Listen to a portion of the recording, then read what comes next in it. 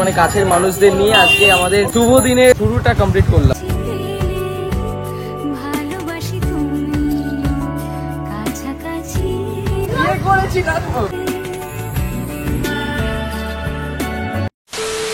ইনস্টাগ্রামে 1 মিলিয়ন হয়ে গেলে বিয়ে করব। 1 মিলিয়ন হলে দাদারা দিদি বিয়ে করবে, একদম করে দাও, এখনই করলে আমি এখনই করে নেবো, সত্যি বলছি।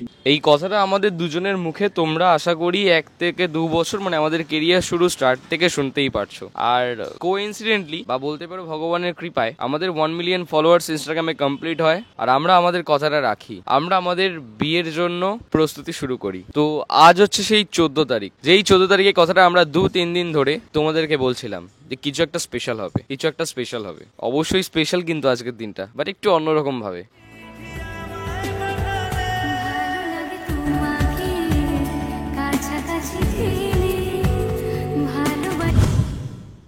কি হলো? আরে বাবা ওয়েট করো, দেখতে পারবে। একটু যদি এখন ওয়েট করে নাও, পরে জিনিসগুলো আরো ভালোভাবে দেখতে পারবে। কথায় আগে আসি, আমাদের প্ল্যানিং ছিল আজকে আমরা দুজনে গিয়ে রেজিস্ট্রি ম্যারেজ বা কোর্ট ম্যারেজ করব। যেমন কথা তেমন কাজ, একদম লেগে পড়ি কিভাবে তাড়াতাড়ি করে সবকিছু কমপ্লিট করে দেওয়া যায়, কিভাবে আমাদের স্বপ্ন আমাদের লক্ষ্যর দিকে এগিয়ে যাওয়া যায়, কিভাবে একটা ভালোবাসা 4 বছর পর পূর্ণতা পায়। ও হ্যাঁ, 4 বছর বলতে মনে পড়লো, তিথির লাকি নাম্বার হলো 4। আর দেখো আমরা 4 বছরের রিলেশনশিপের মাথায় কিন্তু আমরা বিয়ে করতে চলেছি। কি অবাক লাগে না? 14 তারিখ আজকে বৃহস্পতিবার, আজকে আমি আমার লক্ষ্মীকে বৃহস্পতিবার দিনই ঘরে আনছি পার্মানেন্টলি। বিষয়টা একে অপরের সাথে কতটা কানেক্টেড বুঝতে পারছো?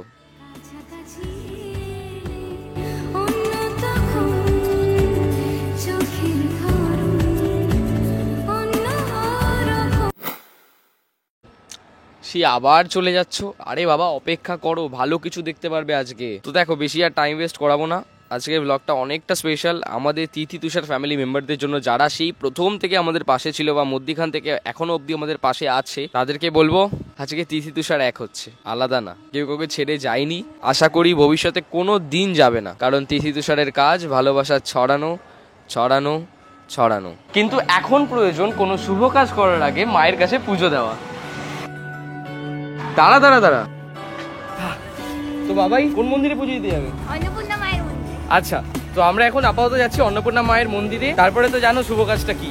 ভালো লাগে তোমাকে কাছাকাছি পেলে, ভালোবাসি তুমিও কাছাকাছি এলে, অন্য তখন চোখের ধরন অন্য রকম পায়ের চলন। তুমি আশেপাশে ছায়া হয়ে মায়ায় জড়ালে, তুমি এক নিমেষে ভালোবেসে আমায় বাঁচালে, তুমি একলা রাতে একটা চিঠি আমায় পাঠালে। ভালো লাগে তোমাকে কাছাকাছি পেলে, ভালোবাসি তুমিও কাছাকাছি এলে।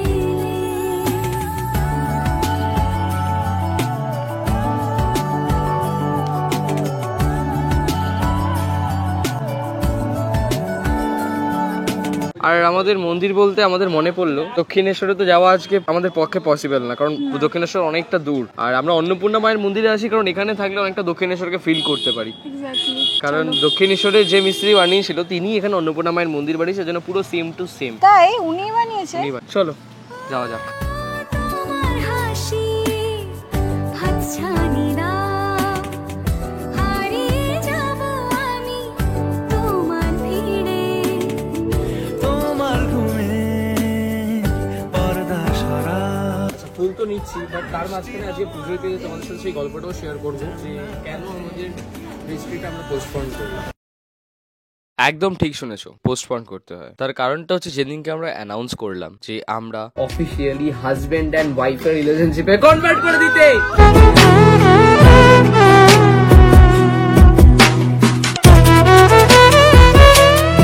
যদি সেদিনকে গিয়েও আমরা ফর্ম ফিল আপ করতাম রেজিস্ট্রির জন্য, তাহলেও হয়তো 14 তারিখে রেজিস্ট্রি করতে পারতাম না।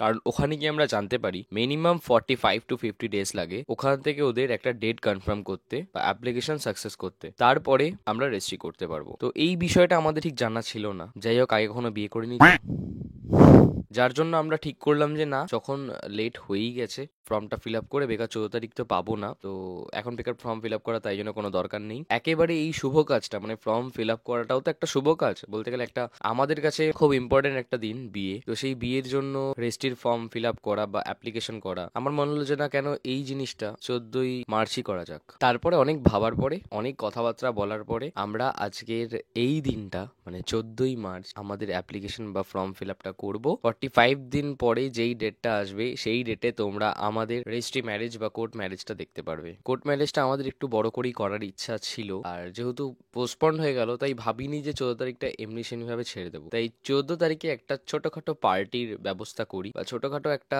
সারপ্রাইজ কিছু একটা তিথির জন্য ওয়েট করে আছে, যেটা হয়তো এখন তোমরা দেখতে পারবে না, যেটা দেখতে হবে তোমাদের পরবর্তী ব্লগে। ইতিমধ্যে আমরা মায়ের কাছে পুজো দিচ্ছি, কারণ প্রত্যেকটা শুভ কাজ করার আগে আমরা পুজো দিতে আসি, তাই শান্তি করে আগে পুজোটা কমপ্লিট করি। তো শান্তি করে তো মায়ের কাছে পুজো দেওয়া কমপ্লিট। হ্যাঁ, অল্প একটু ভেঙে নিতে হবে, পুরো গোটা খাবো না। ভাইয়া পুরো প্রসাদ একটু খা। ভেঙে দাও।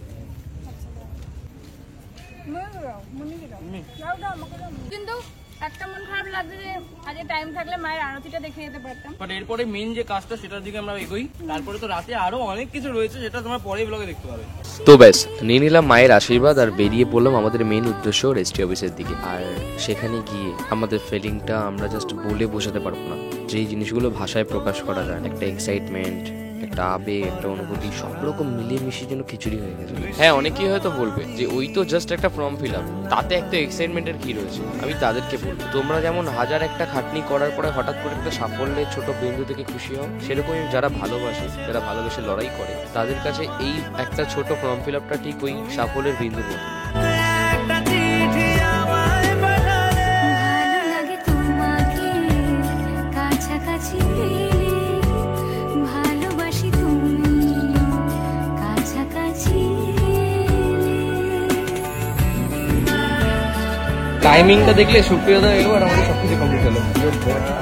তোমার কথাটা একদম মিলে গেল, আজকে আমি ফিল পাচ্ছি সেই ব্যাপারটা। হাওয়া হাওয়া ভাইয়াও বলেছিল আজকে দেখবি গন্ধটা পাবি। স্পেশাল কিছু মানে কাছের মানুষদের নিয়ে আজকে আমাদের শুভ দিনের শুরুটা কমপ্লিট করলাম। এতটা এক্সাইটমেন্ট কাজ করছে না, মানে সব ভুলে যাচ্ছি। বিয়ে করি। ও